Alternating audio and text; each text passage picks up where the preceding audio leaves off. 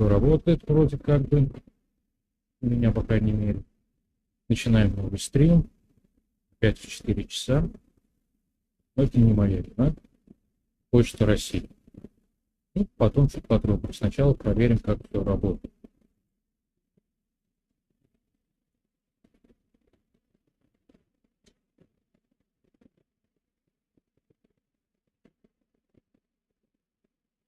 Там как-то работает.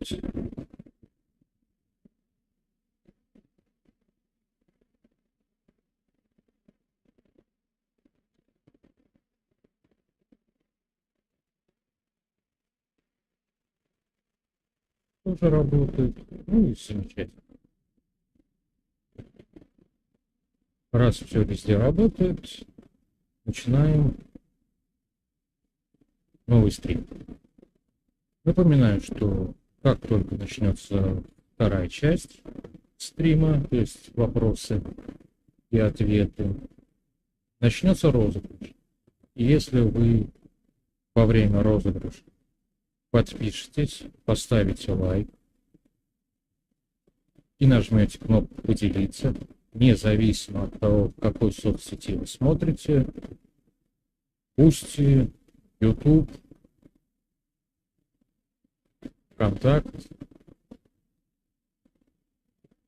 по окончании розыгрыша, если вы будете победителем, я посчитаю общее число лайков, перейду к вам на страницу и поставлю такое же число лайков.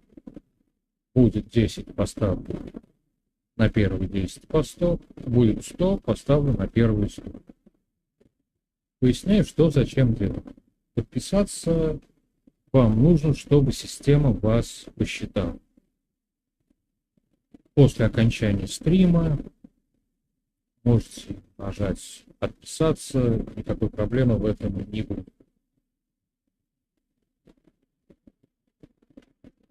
Лайки. Ну, это, собственно, тот выигрыш. Чтобы посчитать, будет, например, 5 лайков на YouTube, 5 лайков ВКонтакте. Соответственно, победитель на своей странице получит 10 лайков. Будет 100 и 100, получит 200. Соответственно, арифметика простая. Что еще там нужно? Поделиться. Если вы поделитесь, то будет больше участников. Если будет больше участников, значит будет больше лайков. Поэтому, нажав кнопочку «Поделиться», вы просто-напросто увеличиваете свой возможный выигрыш. Ровно как и уменьшаете свои шансы на победу. Но зачем вам нужен один лайк, если вы будете только один участник? Согласитесь?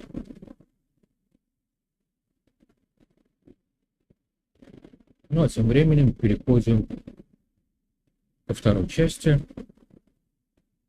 Там все, скорее всего, будет работать.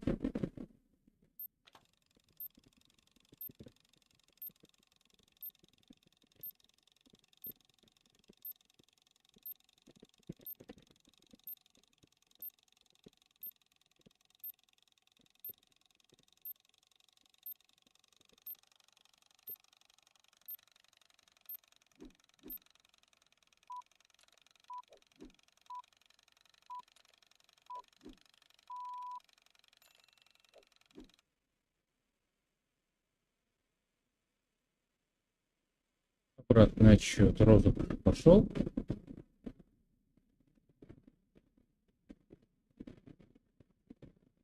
И счетчик подписчиков. На него внимания не обращаем, он ни на что не влияет, просто считаем. Как-то оно было. А тем временем переходим к вопросу.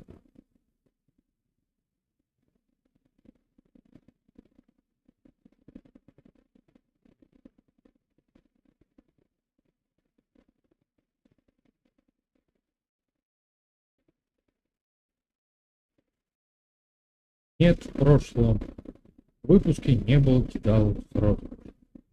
некий товарищ сказал, что он подписался, но ни один из виджетов, ни этот не посчитал его подписку.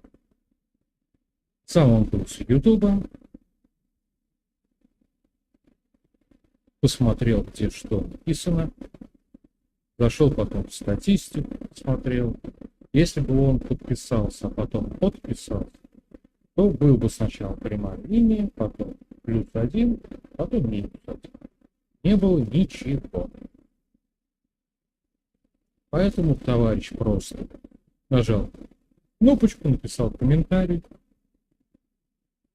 Ну а то, что нужно подписаться и поставить лайк, он забыл. Если честно, обычно постоянно, наверное, как только объявляется какой-то более-менее рабочий конкурс, набегает толпа альтернативно одаренных персонажей, которые рассказывают, как они играли, но не вы. Хотя сами они не то что не играли, даже правила конкурсов не читали. Поэтому забыли про данного персонажа, и если хотите участвовать, участвуйте. Если не хотите, никто же не составляет. Стрим сегодня будет коротенький, поэтому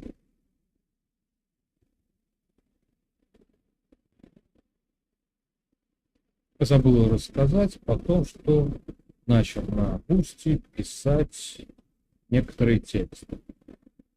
То есть на Бусти обычно просто идет мой стрим, иногда чужое видео, а в этот раз будет обычный текст. Свободной формы, 2-3 листа, если в А4 имеют, где будут описаны те или иные ситуации, которые могут помочь начинающим рекламу детям. То есть, например, если вы захотите, пример,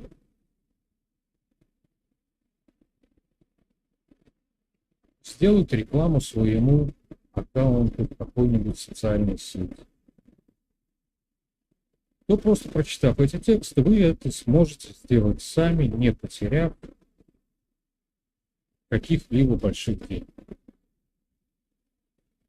Некоторые персонажи могут сразу же заявить, что все это можно сделать бесплатно, но если можно, делать, как показывает практика, ничего бесплатного сделать нельзя. Можно бабульку через дорогу перевести бесплатно. И все. Все остальное требует каких-либо вложений. Вот тем временем продолжаем вопрос. На Россию открыто 2 уголовных дела Гааги. Комментировать это смысла вообще никакого не имеет. Что такое Гаага? Это международный суд. Какой он имеет юриспруденцию в России? Никакого. То есть, говоря простым русским языком, если в Гааге этот самый международный суд постановит,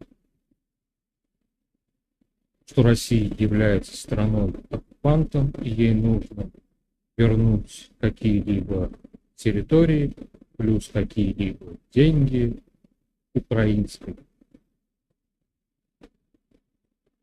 как бы их назвать, понятно, украинской территории, то Россия ничего из этого делать не должна. Захочет — сделает, не захочет — не сделает. Некоторые говорят про то, что вот был Нюрнбергский процесс, еще какие-то гаагские процессы, еще что-то были. Но кончились. То есть на данный момент ничего из этого делать смысла никакого не имеет. Если бы Россия участвовала в этом международном суде, если бы суд был на самом деле судом, а не каким-то способом протолкнуть свою повестку, было бы одно. А так, какая-то группа европейцев может, если захочет, принять любое решение, попросить, потребовать, что угодно. Выслушаем, с пониманием покиваем головой и уйдем.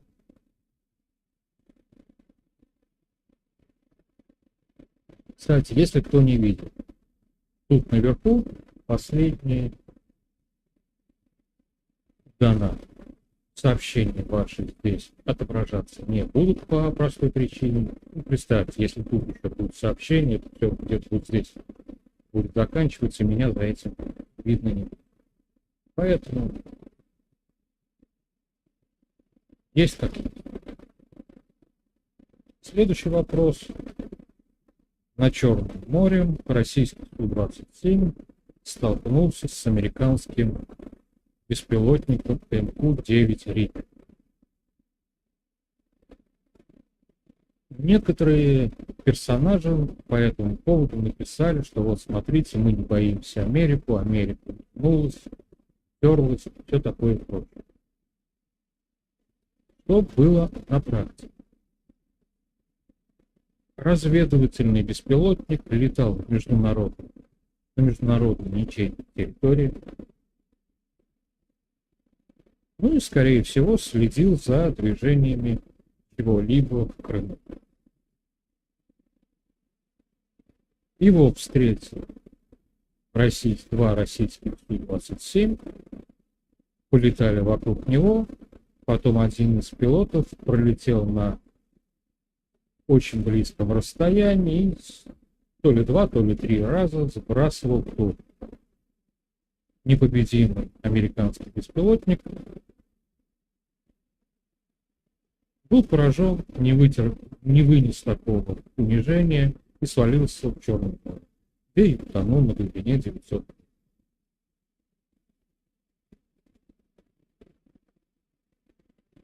Самое интересное в этой истории не то, что сбили, не то, что выразили озабоченность, еще что-то. Выражать озабоченность в таких случаях — это стандартно. Не знаю, даже стандартные решения. Курс этого беспилотника проходил точно над газопроводом, который качает нефть, вернее, качает газ в Турцию. Поэтому я не специалист, у меня нет необходимых нужных разведывательных данных и прочего. Но что-то из этого мне подсказывает, что на том берегу океана задумали оставить не только Европу, но еще и Турцию без газа. Ну а что? Потом скажут, что рыбаки поплыли в Турцию из Одессы, заглушили рыбу, случайно повредили газовый поток. Газовый поток. Как он там называется? Южный поток, северный взорвали.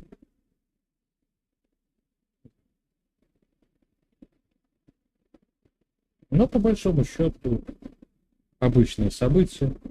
После этого точно такие же американские беспилотники точно так же летают, но уже немного потом на территории каких-то нероссийских государств. Турция, Восточная Европа.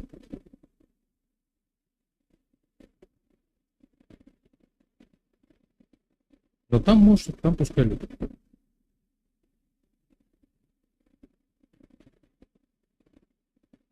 И все, собственно, по этому счету больше сказать-то и нечего. Никаких угроз нападений, ничего такого.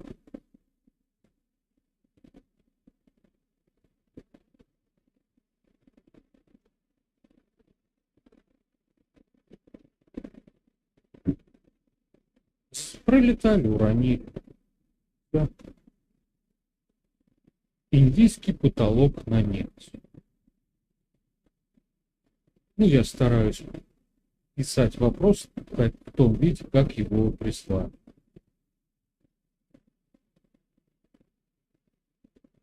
Некоторые западные журналисты написали, что Индия будет поддерживать решение Европы о введении потолка на нефть. Ровно как и на газ.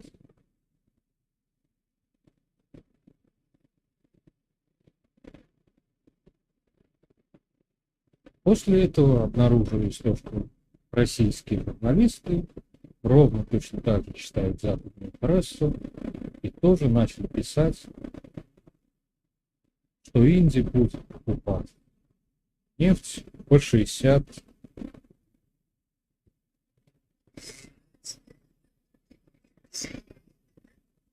Да.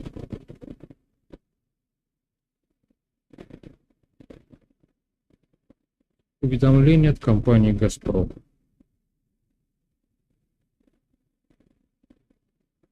Даже как-то скучно.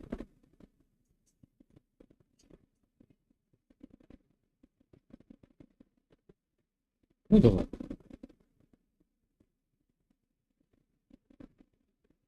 После того, как наши отечественные журналисты начали писать о том, что вот мы больше не сможем продавать нефть за дорого и плюсом, а будем продавать за дешево, как требует того Европа, выступил индийский Раджа, который сказал, что разве мы обещали поддерживать какие-то потолки на цены. Все это выдумка Европы. Европа хочет покупать за столько, пусть ищет того, кто сможет ей продать за столько. Индия вышла на первое место по закупкам нефти и газа в Азии у России. И думаю, что они все это покупают не потому, что это очень дорого. Часть перепродают, часть оставляют себе. Поэтому, я думаю, в этой ситуации все довольны, кроме его. А что касается журналистов, обычная практика. Увидел, скопировал, вставил. Все. Ну, чтобы было больше индивидуальности. Исковеркал один текст, вроде как бы написал второй. Один мой знакомый подрабатывает в одном интернет-издании, и он рассказал, что у них 5 сотрудников, копипастеров, уволили. А оставшихся 2 научили пользоваться домашним чатом GPT. То есть сделали специальную настройку, оформили все эти нужные вещи. И теперь просто нужные люди, специально обученные, вводят один текст в виде одного абзаца, то есть 2-3 предложения. И в итоге получается большой интересный текст, после которого его немного дорабатывают.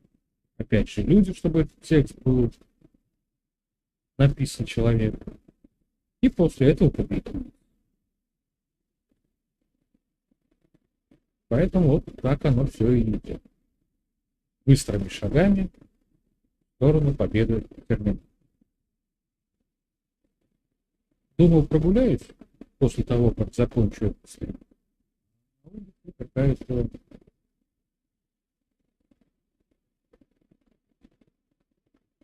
метель. Со снегом, сыростью. Поэтому, наверное, пусть. Вопросы закончились, и поэтому расскажу, почему Почта России опять готовит. У Почты России есть свое приложение. Устанавливаете его на телефончик, и как только посылка приходит к вам, появляется уведомление, что все, приходите, получайте. Открываете специальную страницу, показываете ее почтальону, он сканирует и без всякого паспорта выдает вам вашу посылку. В принципе, все легко, все просто. И вот в этом приложении стоит дата, 17 число, то есть сегодня. Сегодня я должен был бы получить свою посылку. Звукосниматель с такой лампочкой, все остальное прочее. Если бы не одно маленькое, эта посылка не пришла. С учетом того, что сегодня пятница, суббота и воскресенье, скорее всего, будут выходные, остается до понедельника, вторника, среды ждать. Поэтому распаковка будет только на следующей неделе. Опять же, если не потерять. По данным сторонних сервисов, посылка все еще находится в городе Казань. То есть никаких телодвижений пока оттуда она не сделала. Поэтому как-то оно вот так. Ну а мы переходим к киносериальной части.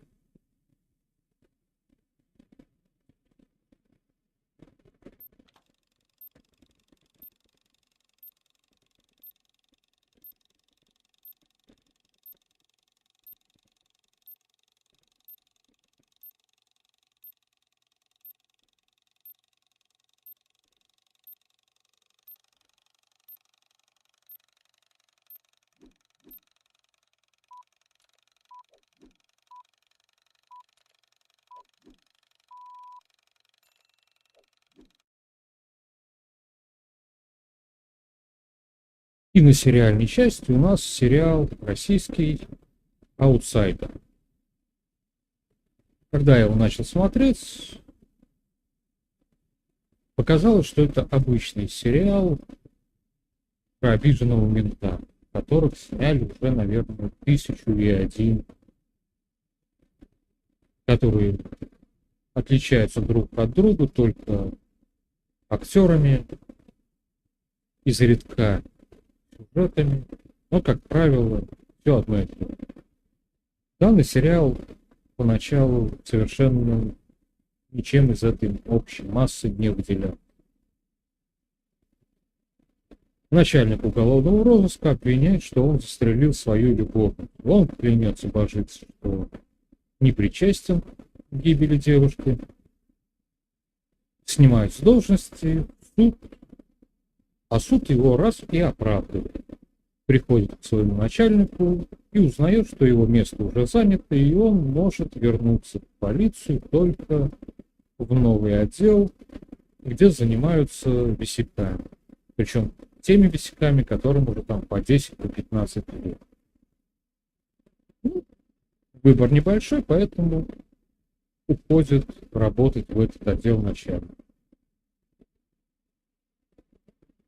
И первые 3, 4, 5, 6 серий показывают, как он умело и мастерски раскрывает дела, где другие просто разводят руками. Периодически грызется с персонажем, который посадил его в тюрьму и на данный момент занимает его должность начальника уголовного розыска.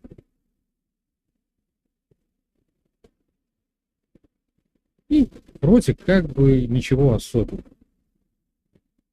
Но где-то с середины сериала появляются какие-то маленькие непонятные. Ну, ты вот смотришь, каждая серия, ну, там одно дело, 2 серии.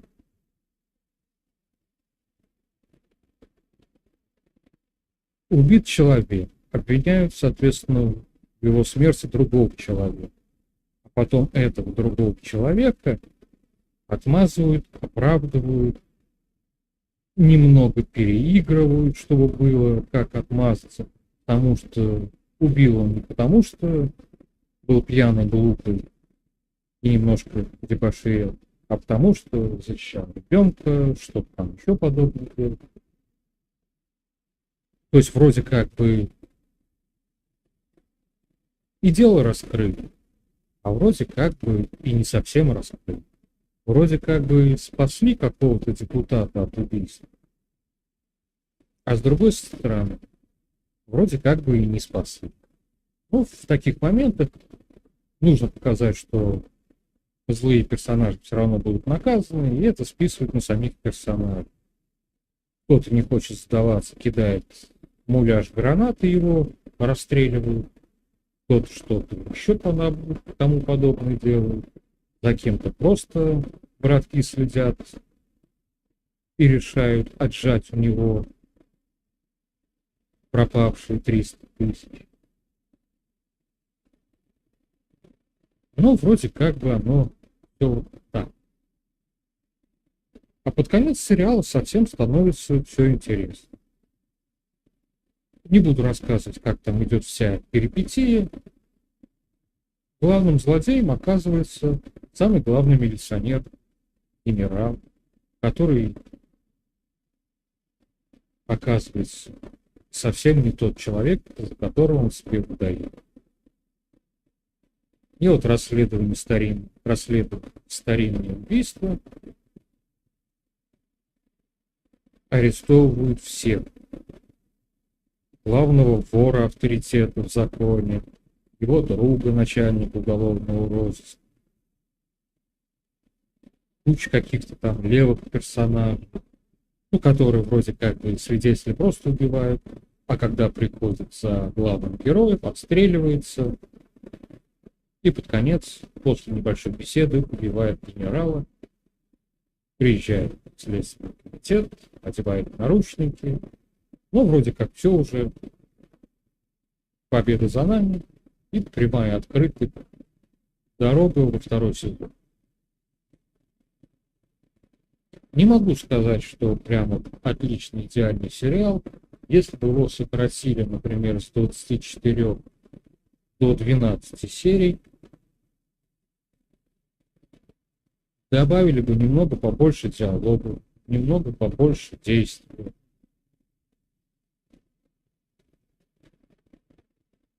Было бы, на мой взгляд, немного поживее, поинтереснее. Но, с другой стороны, сериал все равно хороший, особенно под конец затягивает. И почему нет? Можно посмотреть.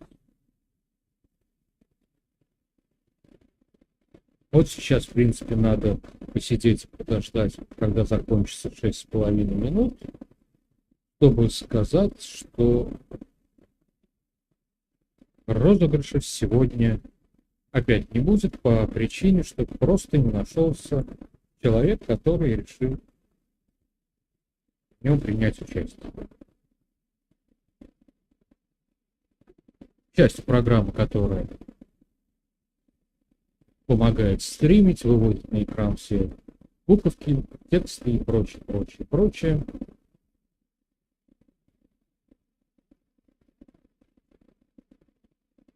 Быстренько и интересно развивается. И в какое-то время, я думаю, сделают и это.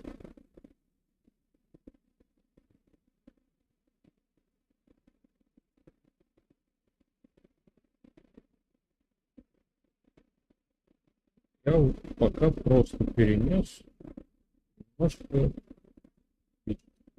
Ну да ладно. Оставшиеся 5 минут попрощаюсь с вами. Увидимся мы с вами в следующий раз на следующей неделе. Это будет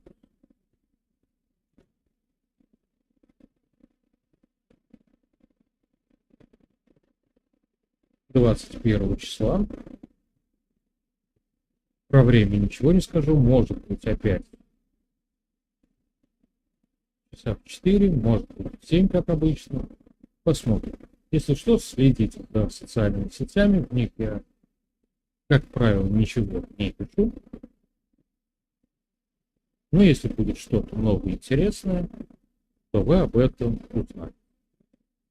Кстати, есть небольшой косяк с Boosty. Зашел, посмотрел все прошлые стримы. Выглядит как большой черный квадрат без вида. Понятное дело, что какая-то не поломка, будем надеяться, что починит. Ну а если нет, не зря же дублируется все на YouTube, а так. Буду потихоньку скачивать оттуда видео и возвращать на место. Ну, думаю, что почти. Ну, а тем временем осталось 3 минуты, никто не подписался, поэтому объявляю розыгрыш оконченным. Всем пока. Увидимся 21 числа.